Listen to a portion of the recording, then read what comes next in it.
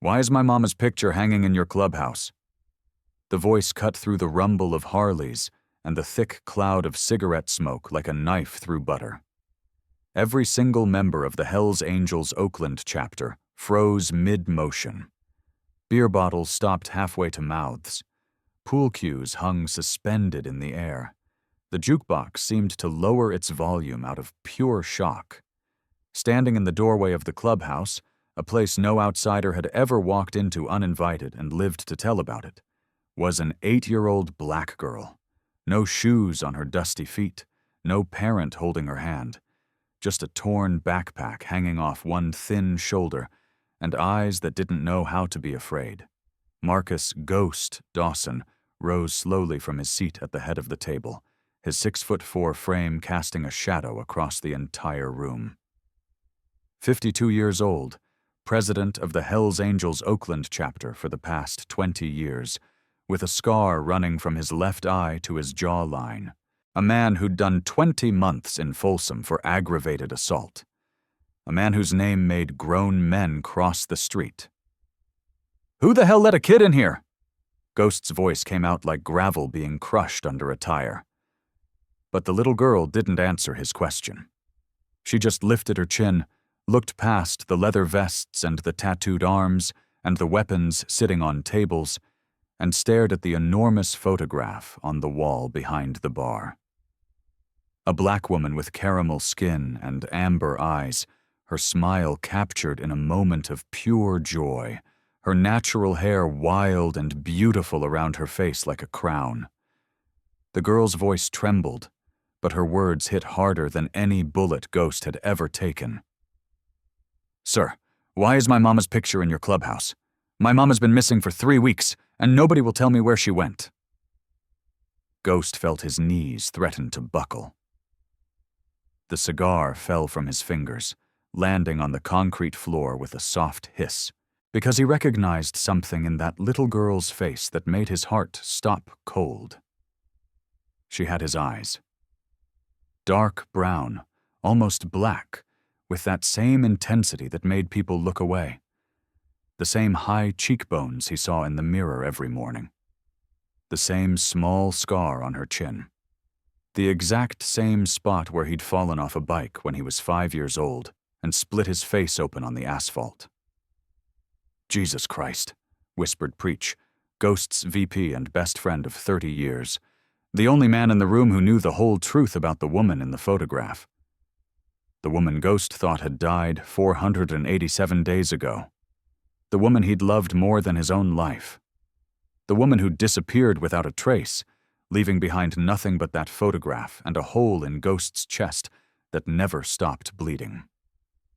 And now her daughter, their daughter, was standing in his clubhouse, asking questions that would tear down everything Ghost thought he knew about the last 8 years of his life. What happened next would change the Hells Angels Oakland chapter forever. Comment where you're listening from. Subscribe to channel. Let me tell you who Grace Morgan really was.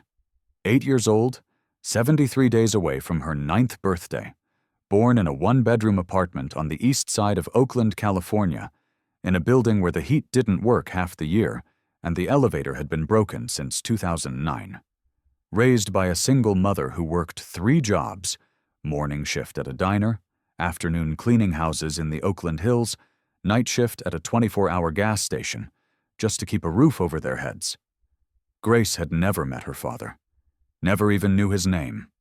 Her mama, Keisha Morgan, had never talked about him.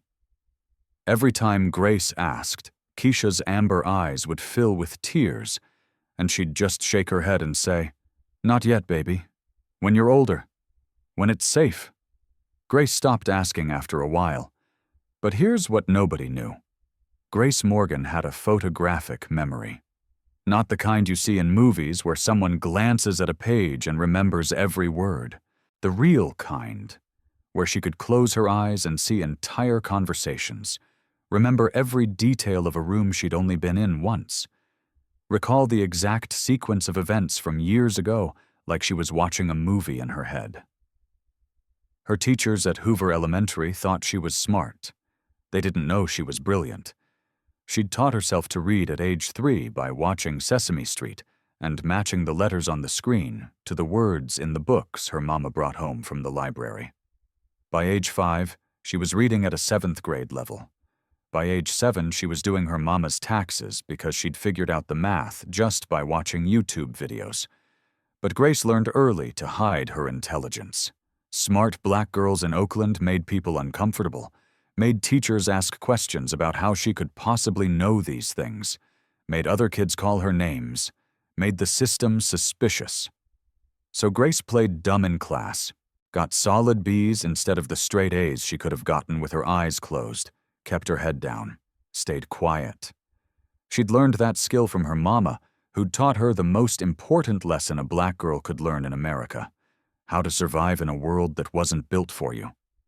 But on April 3rd, 2024, everything Grace thought she knew about survival would be tested in ways an 8-year-old should never have to face. Because that was the night her mama came home with fear in her eyes and packed Grace's backpack with 3 days' worth of clothes. "Baby," Keisha had said, her hands shaking as she zipped up the bag, "I need you to go stay with Mrs. Rodriguez downstairs, just for a little while." "Mama, what's wrong?" "Nothing, baby. Mama just has to take care of something. I'll be back in a few hours." But Keisha's eyes told a different story. They were the eyes of a woman who knew she might not be coming back at all. Grace had watched her mama walk out the door that night, and something in her 8-year-old chest told her she should memorize everything. The way her mama's hair caught the hallway light, the smell of cocoa butter on her skin, the sound of her footsteps going down the stairs. 3 weeks later, Grace was still at Mrs. Rodriguez's apartment. Her mama never came back. What happened next would destroy everything Grace thought she understood about her family. Mrs. Rodriguez was kind, but she was 78 years old and living on Social Security. She couldn't afford to feed an extra mouth for more than a few weeks. She'd already told Grace that if nobody came to claim her by the end of the month, she'd have to call Child Protective Services. Grace knew what that meant: foster care, the system. She'd heard the stories from kids at school, families that didn't want you, houses where you were just a monthly check, the constant moving from place to place, never belonging anywhere. Grace couldn't let that happen. So she'd started searching her mama's things, looking for clues about where Keisha might have gone, looking for family members she might not know about, looking for anyone who might help. That's when she found it. Hidden in the false bottom of her mama's jewelry box, a box that held 3 costume necklaces and a pair of broken earrings, Grace found a small envelope. Inside was a photograph of a man. White paper, starting to yellow at the edges, like it had been handled 1,000 times. A black man in his 20s, sitting on a motorcycle, his expression serious but his eyes soft. On the back, written in her mama's handwriting, "Ghost. If anything happens to me, find him." And below that, an address: Hell's Angels Oakland Chapter, 1234, Foothill Boulevard. Grace had stared at that photograph for a long time, memorizing every detail with her photographic memory: the way the man's hands gripped the handlebars, the leather vest with the death's head patch on the back, the scar running down his face, starting near his left eye, the small scar on his chin, in the exact same spot where Grace had a scar from when she'd fallen off the monkey bars at the park when she was 5. Grace had stood in front of Mrs. Rodriguez's bathroom mirror for 20 minutes, comparing her face to the face in the photograph. Same eyes, same cheekbones, same scar. This man wasn't just someone her mama knew. This man was her father. This is when Grace made a choice that would cost everything. On April 24th, 2024, Grace Morgan walked out of Mrs. Rodriguez's apartment at 6 in the morning before the elderly woman woke up. She left a note on the kitchen table. "Gone to find my family. Thank you for everything. Grace." She'd looked up the address on Mrs. Rodriguez's computer the night before. Foothill Boulevard was 7 miles away, too far to walk for most 8-year-olds. But Grace wasn't most 8-year-olds. She'd taken 3 buses, using the emergency money her mama had hidden in her backpack. She'd memorized the route, counting stops, making sure she didn't miss her transfer. She'd kept her head down, made herself invisible, the way her mama had taught her. By 8 in the morning, she was standing in front of a chain-link fence with barbed wire on top. Behind it, a low concrete building with motorcycles parked out front. The Hells Angels Death's Head logo painted on the wall in red and white, 10 feet tall. Men in leather vests stood guard at the gate. One of them saw her and frowned. "Kid, you lost?" "I'm here to see Ghost," Grace said, her voice steady even though her heart was hammering so hard she thought it might break through her ribs. The guard laughed. "Nice try, little girl. Go on home now." "My name is Grace Morgan," she said louder this time. "My mama is Keisha Morgan, and Ghost needs to see me." Something changed in the guard's face. He turned and called over his shoulder, "Yo, preach, we got a situation out here."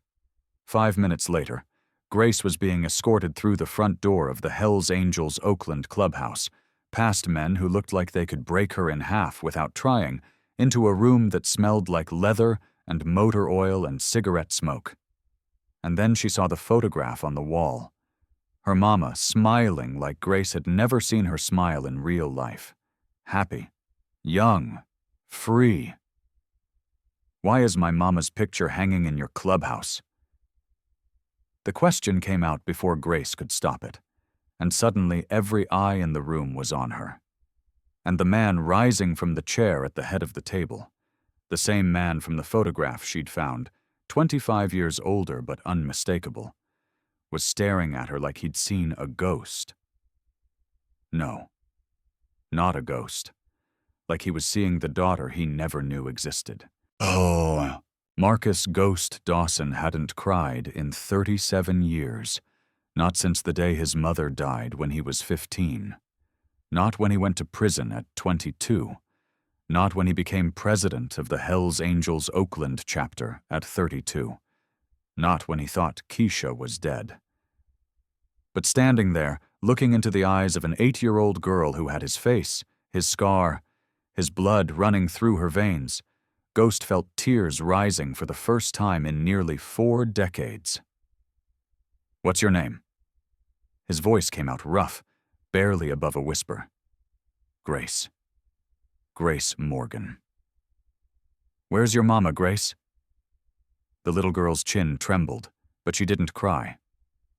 "She's been missing for 3 weeks. She told me if anything happened to her, I should find you. Are you Ghost?" Ghost nodded slowly, unable to speak. Preach stepped forward, his voice gentle in a way that contradicted his massive frame. "Sweetheart, how did you get here?" "I took 3 buses. The 51, then the 40, then the 12. Grace recited the route like she was reading from a map. "Mama left me with our neighbor, but Mrs. Rodriguez is old, and she can't keep me much longer. She said if nobody comes to get me by Friday, I have to go to foster care." Ghost's hands clenched into fists. Foster care, his daughter, over his dead body. "You hungry, little bit?" Preach asked. Grace nodded. "Tiny," Preach called out to the club's cook. "Get this girl some breakfast, everything we got." As Grace was led to a table, Ghost pulled Preach aside, his voice low and dangerous. "Get everyone else out, now." Preach nodded and started clearing the clubhouse. Within 2 minutes, it was just Ghost, Preach, and Grace, sitting at a table with a plate of scrambled eggs and bacon that the little girl attacked like she hadn't eaten in days. She probably hadn't. Not properly. Ghost sat down across from her, studying every detail of her face while she ate. The resemblance was unmistakable. This wasn't a con. This wasn't someone trying to play him. This was his daughter. "Grace," Ghost said quietly, "your mama ever talk about me?" Grace looked up from her plate, those dark eyes, his eyes, meeting his without flinching. Every night before bed, Mama told me stories, but there was one story she told over and over, about a man who lived in a fortress with his brothers. The fortress was strong and dangerous, but the man inside was lonely. He had respect, he had power, but he didn't have anyone to love. Ghost's throat tightened. Mama said if I ever met you, I shouldn't be afraid. She said you looked scary, but you weren't bad. You just needed someone to love you. Grace paused. She said you were my daddy. The word hit Ghost like a sledgehammer to the chest. Daddy. 8 years. Keisha had been pregnant for 9 months, raised this child for 8 years, and never told him. Why? Did she say why she never brought you to meet me?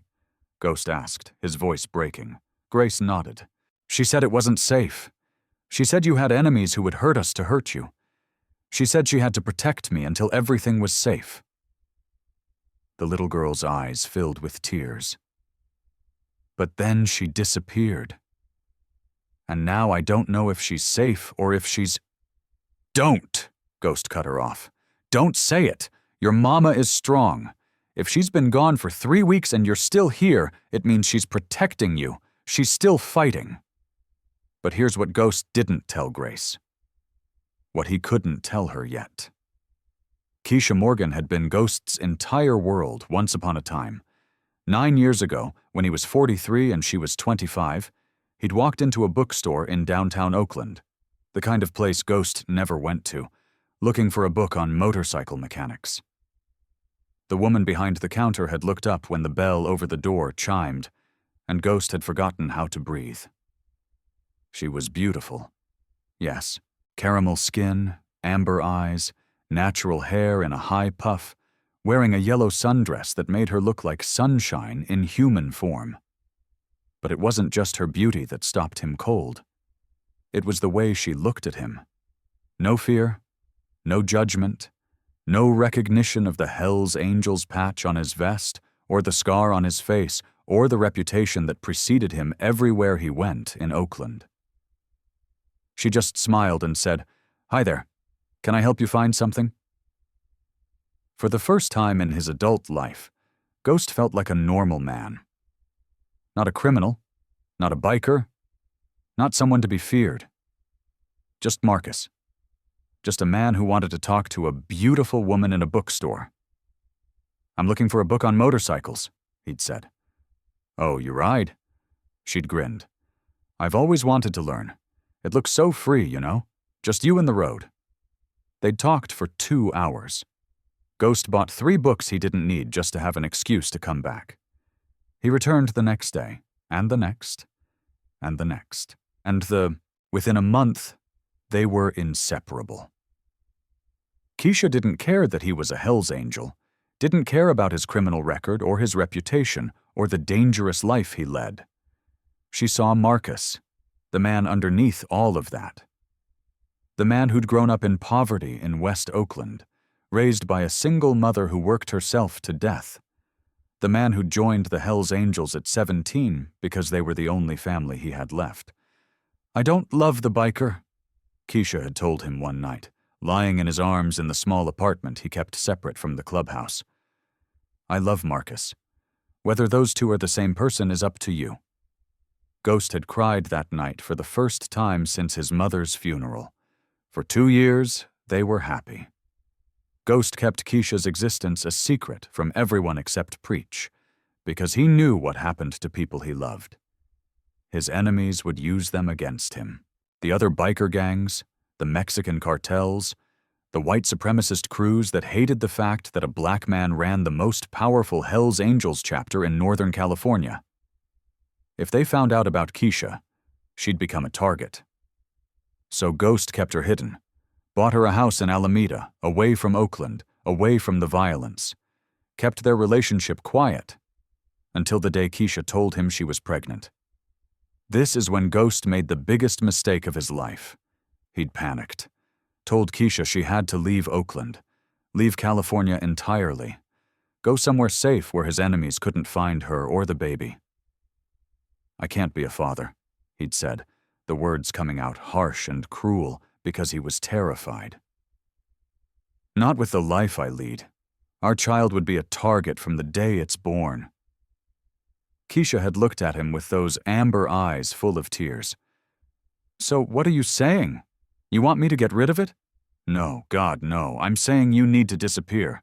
Take the baby somewhere safe. I'll send you money every month. I'll make sure you're taken care of. But you can't be here. You can't be connected to me. You're choosing the club over us.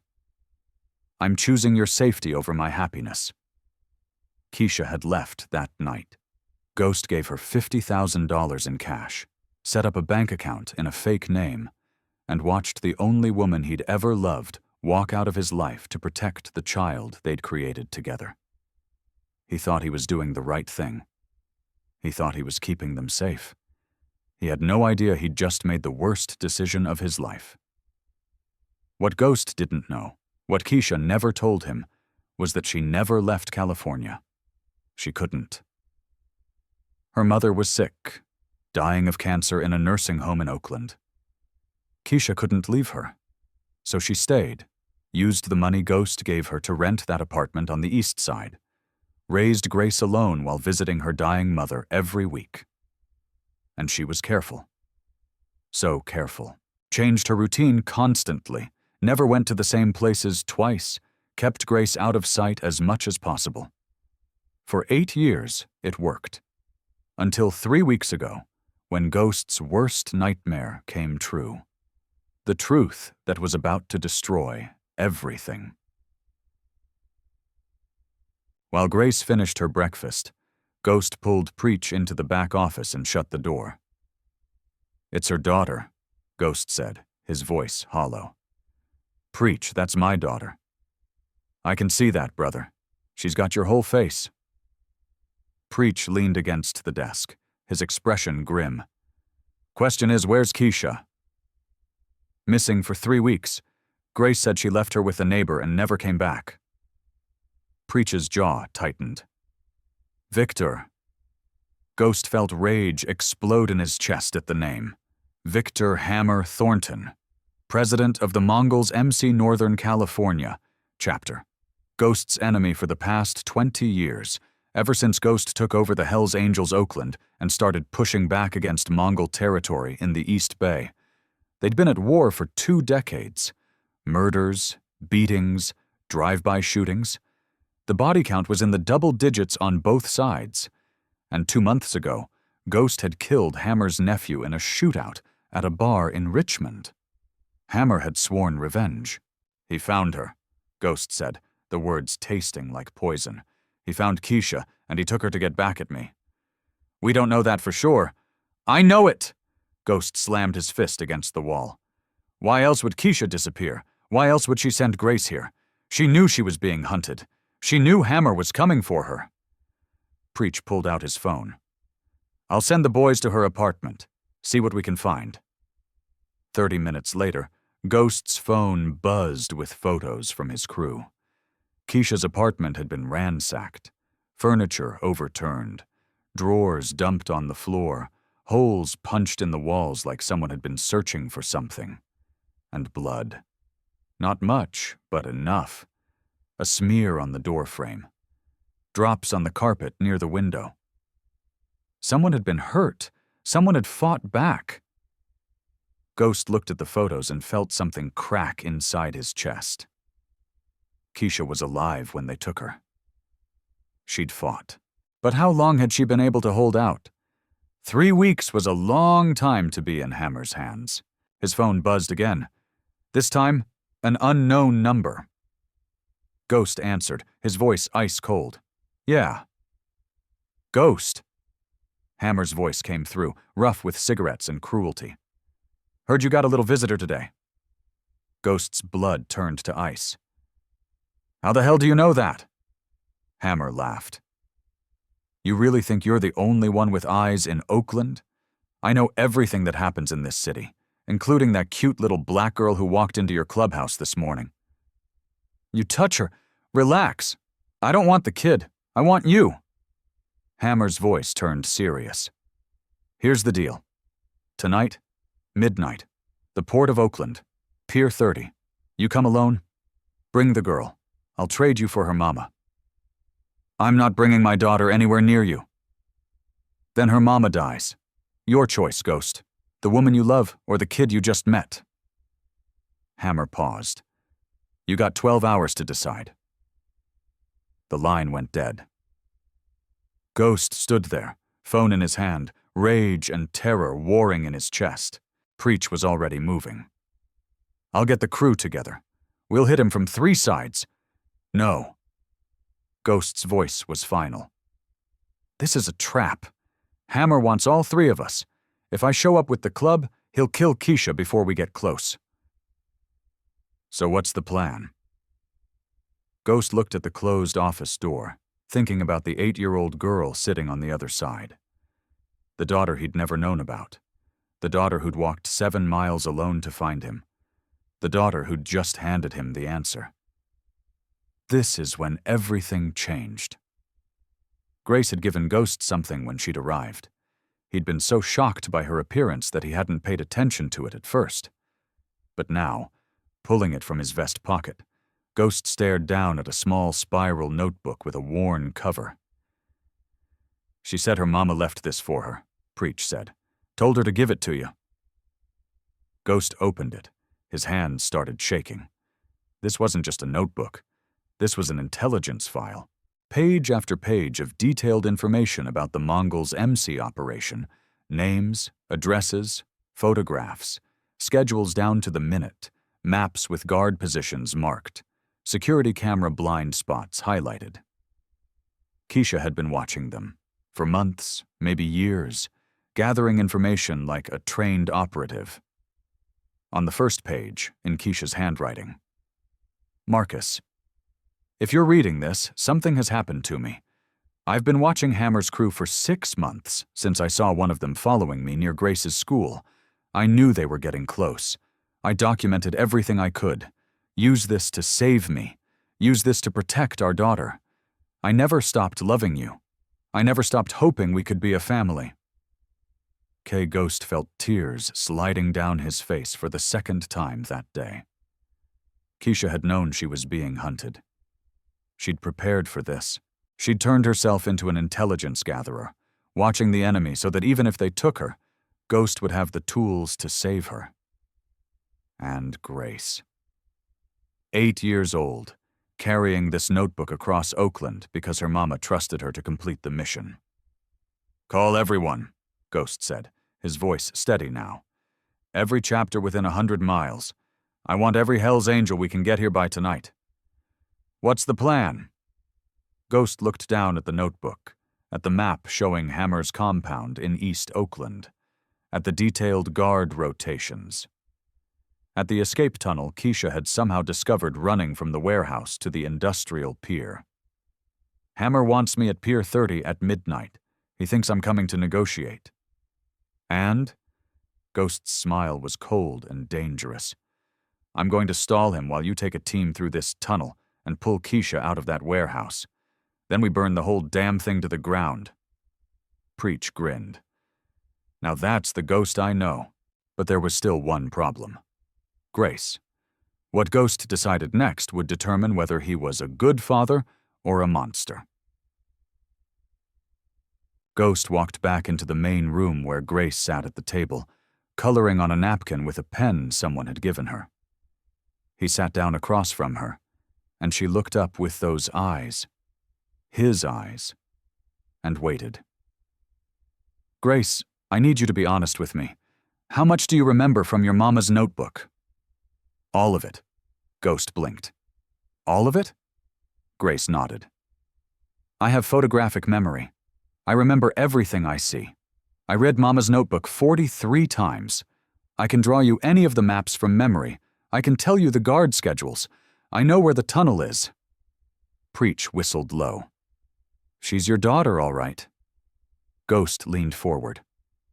Baby girl, I need you to understand something. Your mama is in danger. Bad men have her. I'm going to get her back, but it's going to be dangerous. I need you to stay here where it's safe. No. Grace's voice was small but firm. No? Uncle Preach needs the maps, the tunnel. I'm the only one who knows the details from memory. If I stay here, people might miss things. People might get hurt. Grace looked at him with an intensity that made Ghost's chest ache. Mama said you would protect me, but I can help protect her too. You're 8 years old. I'm not stupid. I didn't say you were. Then don't treat me like I am. Grace stood up, and despite being less than 4 feet tall, she somehow commanded the room.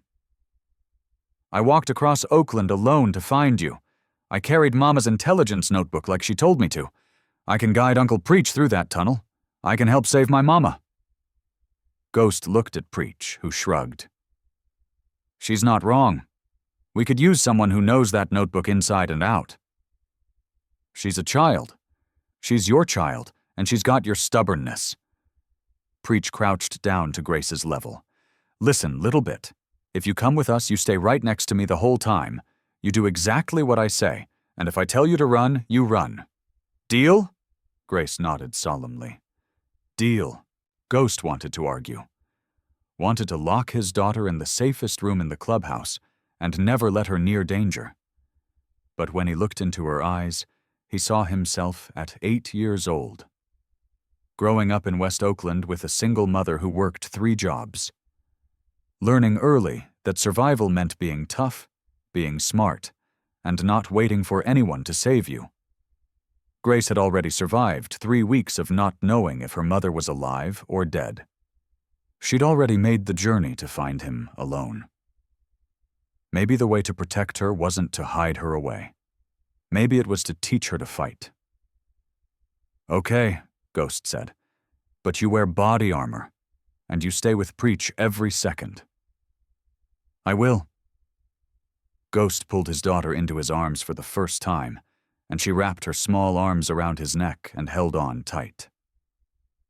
I'm going to get your mama back, he whispered into her hair. I promise you, baby girl, I'm going to bring her home.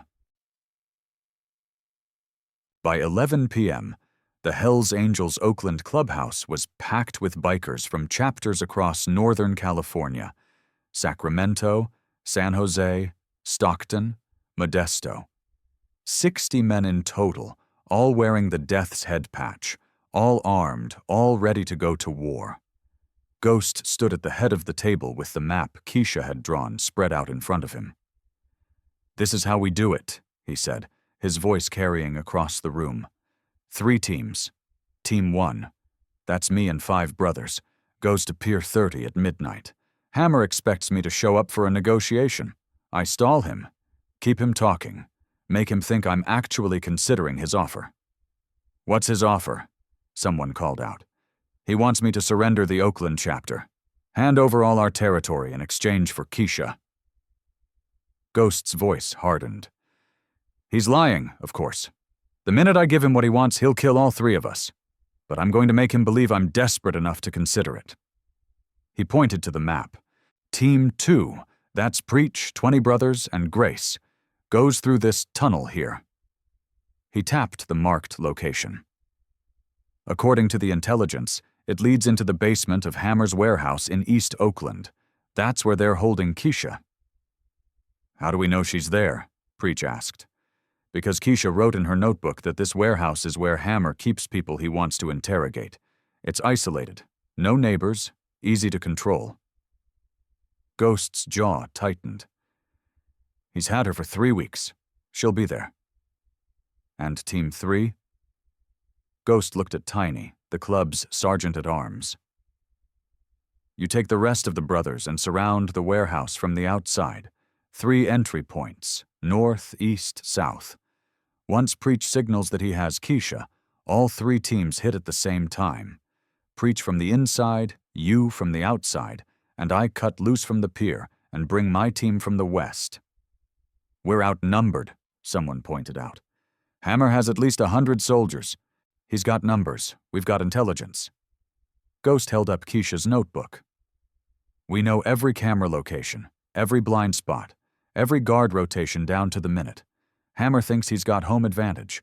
What he doesn't know is that we've got the complete blueprints to his fortress. Preach grinned. It's gonna be a massacre. For them, Ghost agreed. Questions? Silence. One more thing.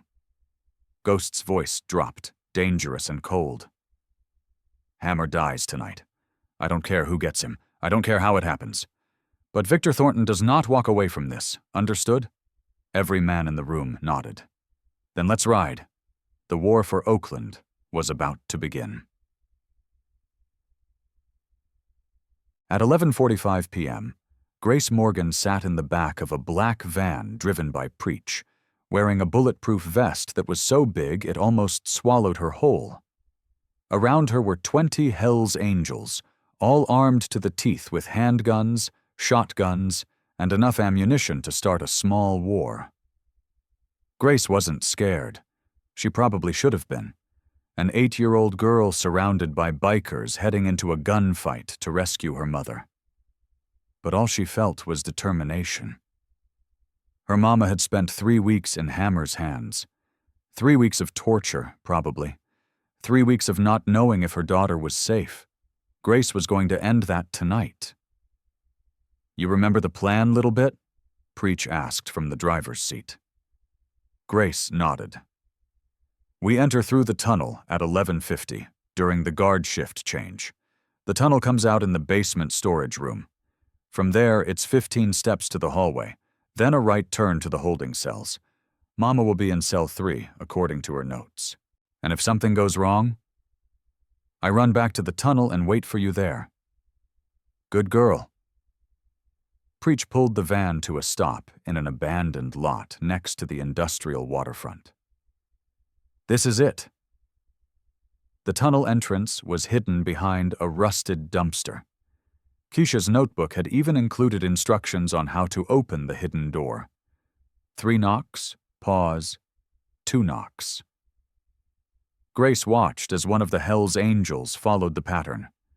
The door swung open silently, revealing a dark passage leading underground. Stay close, Preach said, clicking on a flashlight.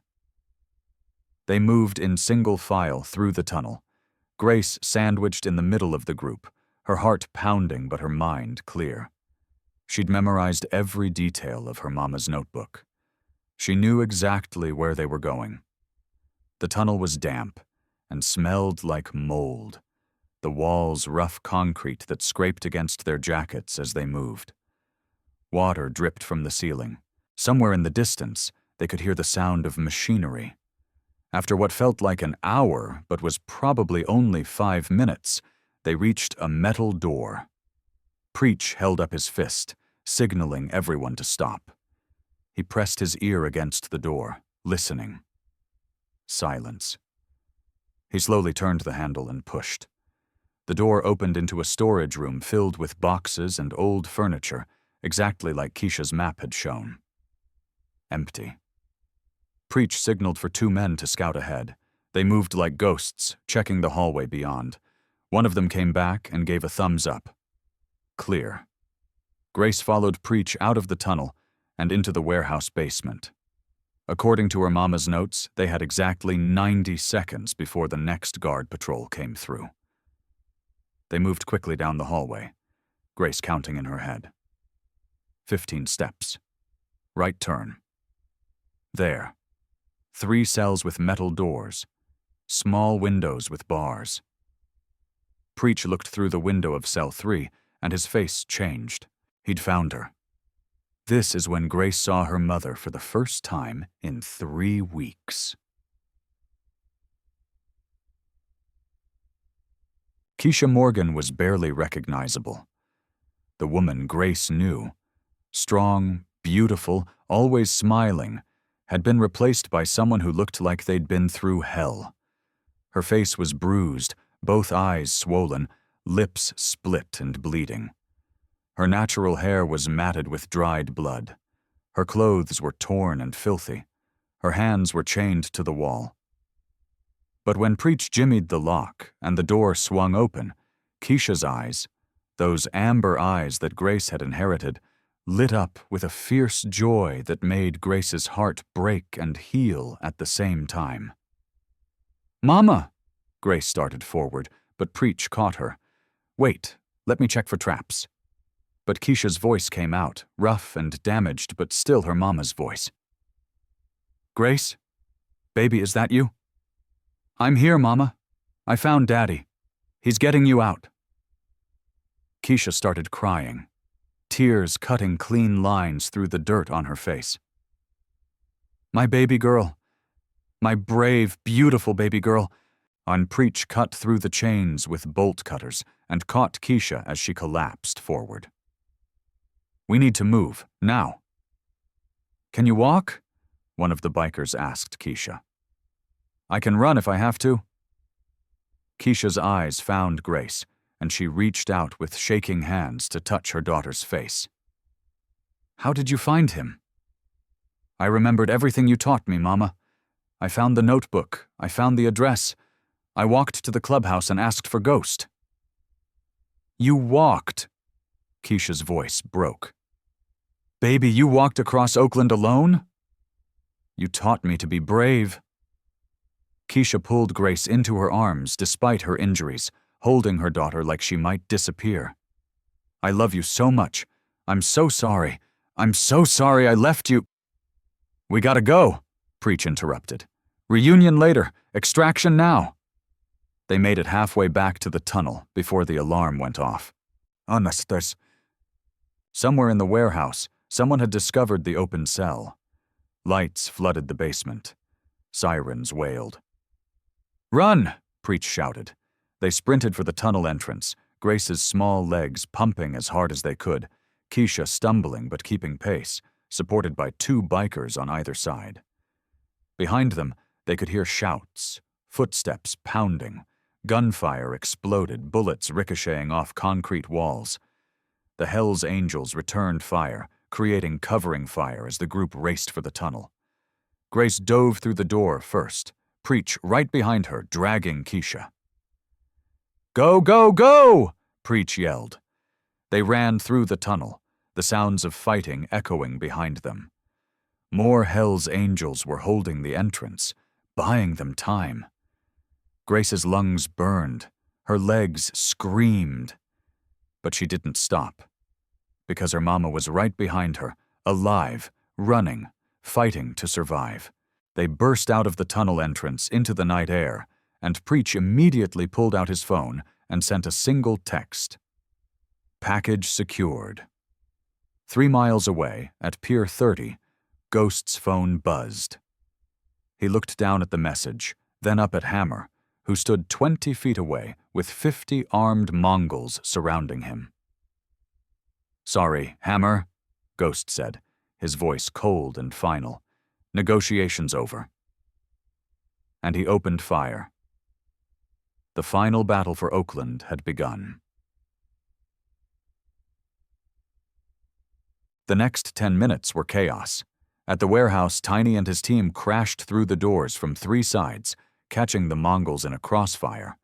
Inside, Preach's team fought their way back up from the basement, turning the warehouse into a war zone. At the pier, Ghost and his team engaged Hammer's soldiers in a firefight that lit up the Oakland waterfront like the 4th of July.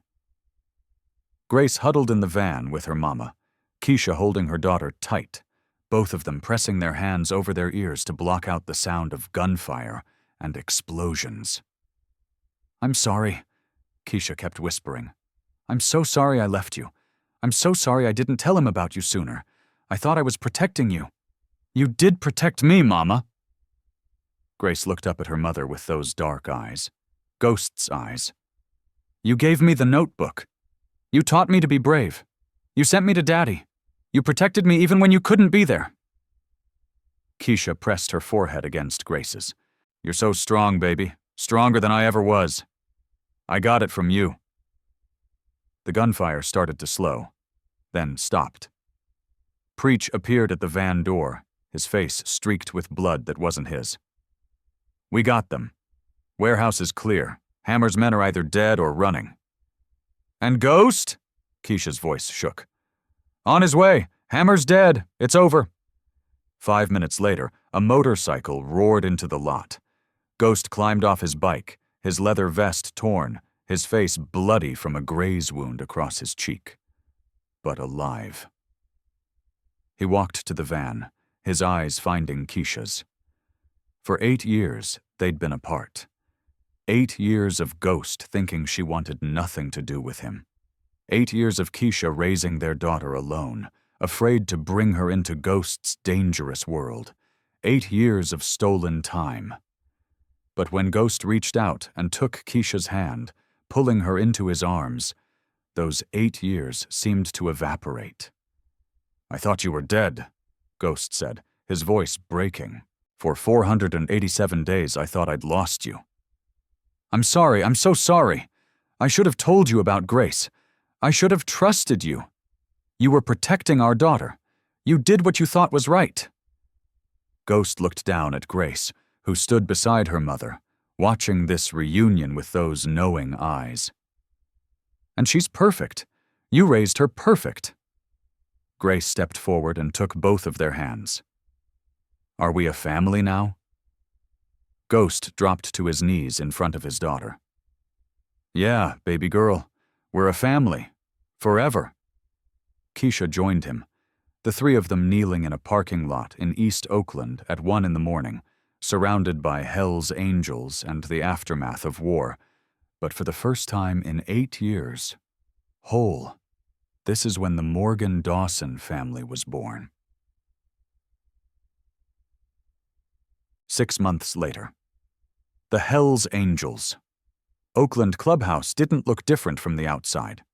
Still the same chain-link fence, still the same barbed wire, still the same Death's Head logo painted on the wall. But inside, everything had changed. Grace's artwork covered one wall. Drawings of motorcycles and flowers and her family, all 3 of them together. Keisha's photograph still hung above the bar, but now there were others beside it. A wedding photo from 3 months ago, Ghost and Keisha married in the clubhouse with Grace standing between them. A family portrait from Grace's 9th birthday. Pictures of Grace learning to ride a motorcycle in the parking lot, Ghost holding the back of the seat while she pedaled. The clubhouse wasn't just a fortress anymore. It was a home. Grace went to a new school now, one where Ghost could pick her up every day on his motorcycle. She still hid her intelligence most of the time, still got solid B's instead of straight A's. But at home, Ghost and Keisha encouraged her to be as smart as she wanted to be. Built her a bookshelf in their room at the clubhouse. Let her read anything she wanted. Answered every question she asked, no matter how complex. "She's going to be something special," Preach had said one night, watching Grace explain quantum physics to a group of fascinated bikers who definitely didn't understand a word she was saying. "She already is," Ghost had replied. Keisha had opened a bookstore again, this time in a small shop attached to the clubhouse. The Hell's Angels protected it. Nobody bothered her. Nobody threatened her family. And Ghost was still the president of the Hell's Angels Oakland chapter. Still dangerous, still respected, still feared. But when he walked through the clubhouse doors at the end of the day, he was just Marcus, just a husband and father, just a man who'd been given a second chance at the family he thought he'd lost. One evening, as the 3 of them sat together at the long table where the club held meetings, Grace looked up from her homework and asked, "Daddy, what if I hadn't come to find you that day?" Ghost set down his beer and pulled his daughter onto his lap. "What do you mean, baby girl? What if I'd been too scared? What if I'd stayed with Mrs. Rodriguez and gone to foster care? What would have happened?" Ghost looked at Keisha, and they shared a long look of understanding. "I don't know," Ghost admitted. "Maybe I'd still be sitting in this clubhouse, staring at your mama's picture, thinking everything was gone. I'd never know you existed. I'd never have this family." "So I saved us?" Grace asked. Keisha pulled her daughter close. "Yes, baby, you saved all of us. You're braver than anyone I've ever known." "Braver than you?" Grace looked skeptical. "Way braver than me. I was afraid for 8 years, afraid to tell your daddy about you, Afraid to bring you into this world. Keisha's voice got thick with emotion. But you weren't afraid. When everything went wrong, when I disappeared and you were alone, you didn't let fear stop you. You taught me that, Mama. You said love is stronger than fear. Ghost felt his chest tighten. Your mama's right, little bit. You taught us all something important. What's that? That sometimes the scariest thing isn't facing danger. It's being too afraid to face it. Ghost looked at his daughter, at his wife, at the family that had almost slipped through his fingers. If you'd let fear win, we wouldn't be here. But you chose courage, you chose love, and that changed everything. Grace smiled, that confident smile that reminded Ghost of himself. So what happens now? Now, Ghost grinned. Now we live, we protect each other, we build something good out of all this pain, and we never, ever let fear win again. Keisha raised her glass of water. To family. To courage, Grace added. To second chances. Ghost finished. They clinked their glasses together, and for the first time in any of their lives, they all felt complete. Because sometimes, the bravest thing a child can do is ask one simple question. Why is my mama's picture in your house? And sometimes, that one question is enough to bring a whole family home. So let me ask you something. Have you ever been in a situation where you had to choose between fear and love? Between staying safe and doing what's right? Have you ever had to be brave when every part of you wanted to run? Have you ever felt like the system was designed to keep you apart from the people you love? Grace was 8 years old. 8. And she crossed Oakland alone to find a father she'd never met because she knew her mama needed saving. How many of us have that kind of courage? How many of us let fear win when love is on the line? This story isn't just about a biker and his family. It's about all of us. About the systems that try to keep us down. About the institutions that profit from our pain. About the people in power who think they can control our lives. But here's what they don't understand. They can take our homes. They can take our money. They can take our freedom. But they can't take our love. They can't take our courage. And they can't stop us from fighting for the people who matter. Ghost thought he'd lost everything when Keisha disappeared. He thought the best he could do was survive, day by day, in a world that had stolen his family. But Grace proved him wrong. One little black girl with her daddy's eyes and her mama's courage showed an entire biker gang that sometimes the smallest person in the room has the most power. Not because of money, not because of violence, not because of fear, because of love. Drop your story in the comments. Tell us about a time you chose courage over fear. Tell us about the family that found you when you needed them most. Tell us about the moment you realized you were stronger than you knew. Share this story, not the sanitized version. Not the version where everything is neat and clean and nobody gets hurt. The real version. The version where an 8-year-old black girl walks into a Hells Angels clubhouse and asks the question that changes everything. Because that's the version we need. That's the version that reminds us we're not alone. That's the version that shows us we can survive anything when we fight for the people we love. Subscribe to channel. Because your story matters. Because your courage matters. Because your love matters. And because 8-year-old Grace Morgan proved that sometimes the smallest voice in the room is the one that needs to be heard the loudest. Stay just, stay loud, stay free.